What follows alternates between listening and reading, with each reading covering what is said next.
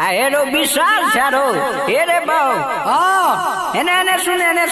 हौ की कहै छ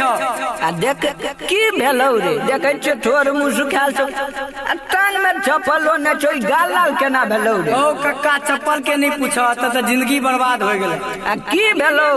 जकरा पिछाड़ी हमरा त छोड़िए के चल गेल बर्बाद बना देलक कहने की भेलौ कहने बर्बाद करी देलक हमरा हो चप्पलो नहीं छे पैर में सब खिया गेल अरे सब त बुझै छ बतेबी तबे न बुझबै अइला सुनो हम बताबै छी